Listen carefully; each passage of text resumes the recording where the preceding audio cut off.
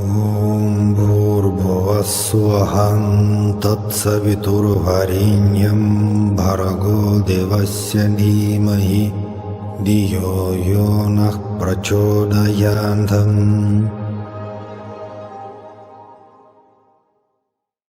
So salam everyone, I'm enjoying sightseeing in Kuala Lumpur, Malaysia, and that's a very famous place. That's Birds Garden, Birds Park. Wonderful and very really exciting place to visit. Well, let's continue our satsang session on our beloved Swami Sri Sathya Sai. And today let's speak about one of the most difficult and interesting question, which is about how can we actually know that he is the divine incarnation? How can we know that he is an avatar?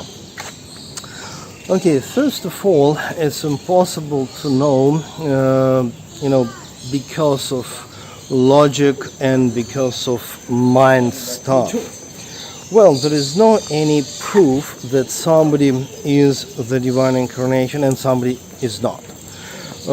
Forget about proofs. I remember back in the 90s, I met number of wonderful old guys in Put Party ashram, and they told me that we have ancient Vedic teachings and we have certain qualities of avatar, and we can easily see in our beloved Swami Sri Sathya Sai all that qualities. So that's the reason why we are sure that he is complete, absolute divine incarnation. That's okay, I respect that very much, but that's basically just intellectual game, because if you speak about whatever kind of proof, logical proofs from the scriptures, I can easily tell you opposite intellectual ideas and destroy all your proofs. That's mind game. Forget about it. Just, let's take as example Jesus. 15 centuries before Jesus was born, so many prophets for 15 centuries, they had received so many revelations about Messiah, how it must be, how he must looks like, what are the signs, what are the proofs, what are the qualities, what is his mission. Okay. And when real Jesus was born, all that intellectual people, priests, wonderful actually people, they didn't recognize him because for them logic was important. But real Messiah was very far away from human fantasy about a Messiah. I'm not going to say that prophets were wrong, not at all. But how can we understand that, Old Testament prophecies? That's a big question. That's a question of human mind, which is always tricky. And who could recognize Jesus as the divine incarnation? Not those people who stick to the logic, but with the open heart. For that people it was possible. The same with the Krishna, the same with the Buddha.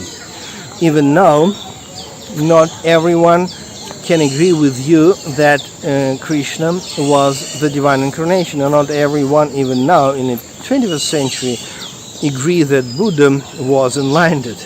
Okay, for the Hindu people that's obvious, for the Buddhists it's obvious, but even now many people express doubts because of logic, because of dogma. Dogma, that's the problem.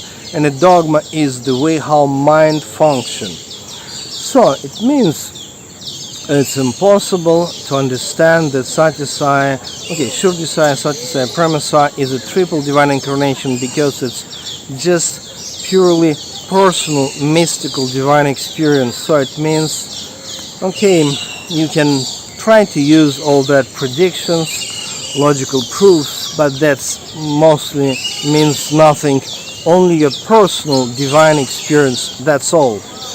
And of course sometimes people can say, oh come on, look, so millions and millions of people think about Sathya Sai as a divine incarnation. Okay, this is the proof.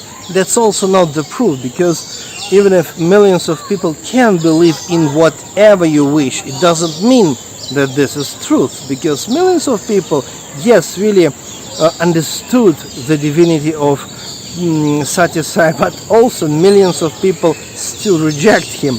What to do with this? So it means it's a personal.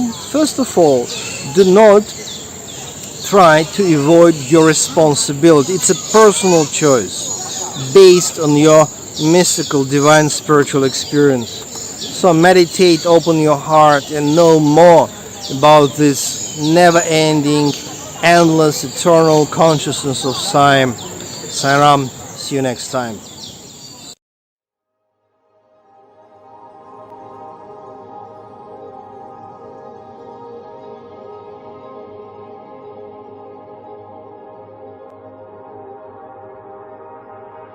Om Bhurбhuvassuvam Tatsaviturvarenyam Bhargo Devasya Dhimahi Dhiyo Yo Nah Prachodayantam